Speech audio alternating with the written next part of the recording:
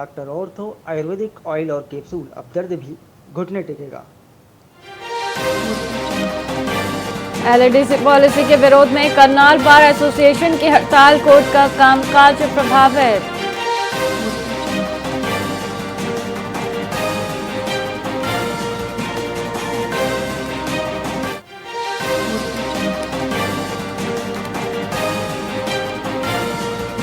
LDC policy के विरोध में करनाल बार एसोसिएशन की हड़ताल, कोर्ट का कामकाज प्रभावित। एसोसिएशन बोला, नई पॉलिसी से खत्म होंगे रोजगार के अवसर।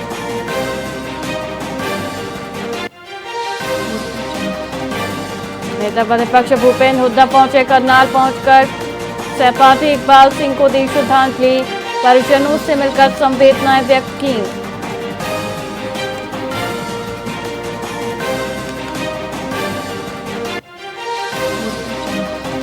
हरियाणा में 10 सेवाएं राइट टू सर्विस के दायरे में आई। सरकार ने राजपत्र अधिसूचना जारी की। इस फैसले से सेवाओं में पारदर्शिता और जवाबदेही बढ़ेगी।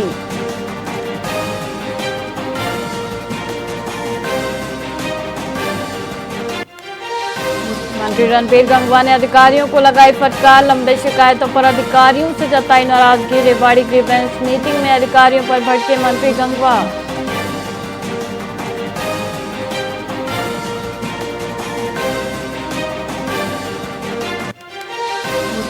चंडीगढ़ में जीरो बजट पर होंगे गुलदाउदी और रोज फेस्ट स्पॉन्सरशिप से जुटेंगे 1 करोड़ रुपए।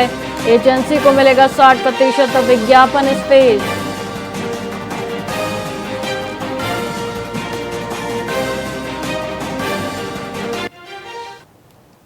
नमस्कार, आप देख रहे हैं वीआईपी न्यूज और मैं हूं आपके साथ वैशाली श्रीवास्तव। आइए रुक करते हैं खबरों की ओर। फरीदाबाद में नीट पेपर लीक मामले को लेकर इनेलो पार्टी ने जोरदार प्रदर्शन किया। पार्टी कार्यकर्ताओं ने जिला उपायुक्त के माध्यम से राष्ट्रपति को ज्ञापन सौंपकर केंद्रीय शिक्षा मंत्री धर्मेंद्र प्रधान के इस्तीफे की मांग की। इनेलो ने दिल्ली के जंतर मंतर पर प्रदर्शन कर रहे युवाओं पर हुए लाठीचार्ज की कड़ी निंदा की। वहीं नेताओं ने कहा कि इस पेपर लीक से लाखों छात्रों का भविष्य अंधकारमय हो गया है। उन्होंने चेतावनी दी कि जब तक शिक्षा मंत्री इस्तीफा नहीं देते और छात्रों को न्याय नहीं मिलता, तब तक इनेलो का विरोध प्रदर्शन जारी रहेगा। क्या कहेंगे आप लोग भी आए?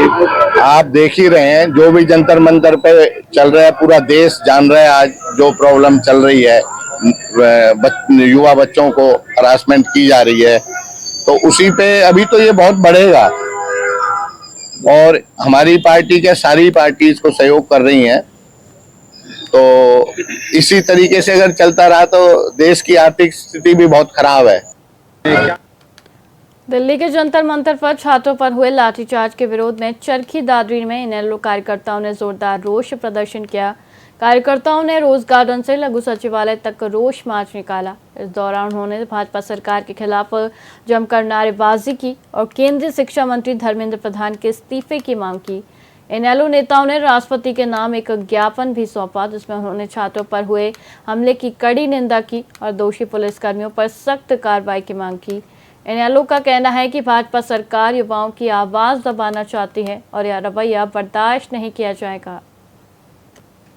इस प्रकार से जंतर मंतर पर छात्रों और युवाओं के साथ इस बीजेपी सरकार ने जिस बर्बरतापूर्ण लाठीचार्ज कर उनके साथ जो जुल्म ज्यादती की है, उसके विरोध में हमारे 300 वर्ग युवा के राष्ट्रीय अध्यक्ष सम्माननीय शिक्षा के जिला परिषद के चेयरमैन करण चौटाला के आह्वान पर आज प्रदेश के प्रत्येक जिला मुख्यालय पर युवा द्वारा व छात्र इकाई द्वारा, जो हमारी पार्टी की आयुक्त और छात्र इकाई है, उसके द्वारा ये विशाल प्रदर्शन करते हुए उपायुक्त महोदय के माध्यम से महामहिम राष्ट्रपति के नाम से हमने ज्ञापन दिया है।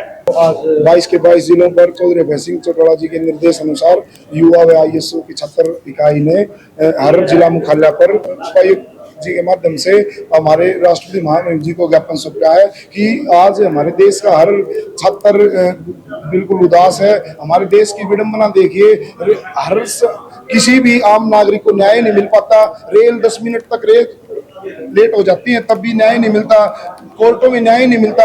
अगर हमारा देश का कोई भी छात्र अगर 1 सेकंड के लिए भी सेंटर में अगर लेट हो जाए तो उसको परीक्षा सदन में बैठने नहीं दिया जाता। तो इससे भारी छात्रों में और क्या रोष होगा। इस प्रकार से फरीदाबाद के बल्लभगढ़ में एलिवेटेड पुल के निर्माण में देरी से स्थानीय निवासियों को भारी असुविधा का सामना करना पड़ रहा है। 1 महीने काम चलने के बाद कार्य ठप हो जाता है। इस गंभीर समस्या के समाधान के लिए लोक निर्माण विभाग के एसई मनोज ओला ने अधिकारियों के साथ निर्माण स्थल का दौरा किया। उन्होंने ठेकेदार को सामग्री की गुणवत्ता बनाए रखने और काम में तेजी लाने के सख्त निर्देश दिए। यह पुल ग्रामीण क्षेत्रों को बल्लभगढ़ शहर से जोड़ता है और बारिश के दौरान स्थिति और भी दयनीय हो जाती है। ठेकेदार की लेट लतीफी के कारण मूलचंद शर्मा के लिए भी यह एक सिर दर्द बन गया है। ऐसे सब आज पहुंचे हैं बल्लभगढ़ एलिवेटेड पुल का निर्माण कार्य देखने के लिए। किस तरीके की चीजें दिख रही हैं, इनपुट किस तरीके की और कितना काम आगे बढ़ा है? काम अभी चल रहा है, अगली दूसरी साइड पे काम चला हुआ है और यहाँ जो मैं आया हूँ ये आजकल में ही काम स्टार्ट करेंगे। तो इस साइड पेंडिंग है, जो वर्क पेंडिंग है उसको आजकल में ही हम स्टार्ट कराएंगे। तो ये काम भी एक्सेलरेट करेंगे कि बहुत जल्दी काम होगा। क्या समस्या आ रही है, काम जो रुका हुआ है? कोई यूटिलिटी शिफ्टिंग की प्रॉब्लम थी, गैस पाइपलाइन की, अब वो रिमूव हो गई है और अब काम यहाँ स्टार्ट। दिसंबर के महीने तक ये काम पूरा होना है। क्या लगता है कि हमारा टारगेट है, हम रिव्यू करेंगे इसको और परस्यू करते रहेंगे। हमारी टीम हमारे साथ है। ऐसे सब आज दिल्ली के जंतर मंतर पर छात्रों के विरोध प्रदर्शन के मद्देनजर फरीदाबाद पुलिस ने भी सुरक्षा कड़ी कर दी है। पुलिस कमिश्नर सत्येंद्र कुमार गुप्ता के निर्देश पर दिल्ली से सटे विभिन्न इलाकों में नाकाबंदी की गई है। इसका उद्देश्य यह सुनिश्चित करना है कि फरीदाबाद से किसी भी समूह को जंतर मंतर तक पहुंचने और स्थिति को खराब करने से रोका जा सके। नाका इंचार्ज एएसआई संजय ने बताया कि पुलिस कमिश्नर के निर्देशों का पालन किया जा रहा है ताकि दिल्ली जैसे हालात यहाँ न बने।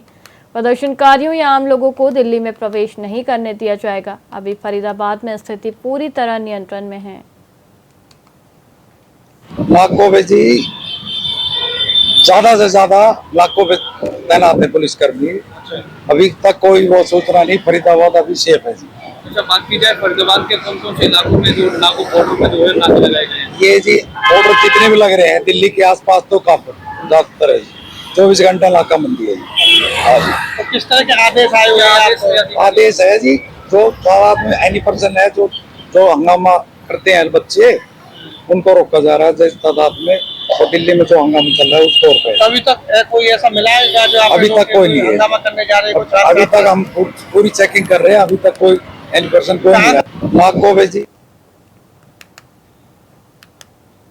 हरियाणा के शिक्षा मंत्री महिपाल ढांडा ने पलवल स्थित श्री विश्वकर्मा कौशल विश्वविद्यालय में एक समीक्षा बैठक की। उन्होंने शिक्षा की गुणवत्ता बढ़ाने और प्रदेश में रोजगारोन्मुखी शिक्षा प्रणाली लागू करने पर जोर दिया। नई राष्ट्रीय शिक्षा नीति के अनुसार युवाओं के लिए लाभकारी पाठ्यक्रम तैयार करने पर विस्तृत चर्चा हुई। मंत्री ने कहा कि भारत को 2047 तक विकसित राष्ट्र बनाने के लक्ष्य में नई शिक्षा नीति महत्वपूर्ण भूमिका निभा रही है, जो युवाओं को आत्मनिर्भर बनाने पर केंद्रित है। विश्वविद्यालय में रीजनल सेंटर और लॉ यूनिवर्सिटी के सेंटर खोलने पर भी विचार विमर्श हुआ। विपक्षी पार्टियों द्वारा नीट परीक्षा परिणामों पर की जा रही राजनीति की मंत्री ने कड़ी निंदा की। कुछ इस तरह के उपद्रवी शरारती लोग जो आज से नहीं बरसों से लगे हुए होंगे, कभी उनको पहली बार जब भी कभी कोई पेपर लीक हुआ होता है और उसी वक्त अगर इस तरह की सख्ताई होती तो दिक्कत नहीं आती। आज भारत की सरकार ने जहां भी कोई इस तरह का पेपर लीक की घटना आई है उस पर कड़ा एक्शन लिया है, उनको पकड़ा गया है। और अभी भी ये माननीय प्रधानमंत्री जी ने कहा है कि कोई भी दोषी बचेगा नहीं और उनको इतनी कड़ी सजा दी जाएगी कि उनकी आने वाली पुश्तें भी कभी इस दिशा में नई हिम्मत करेगी चलने का, आगे बढ़ने का।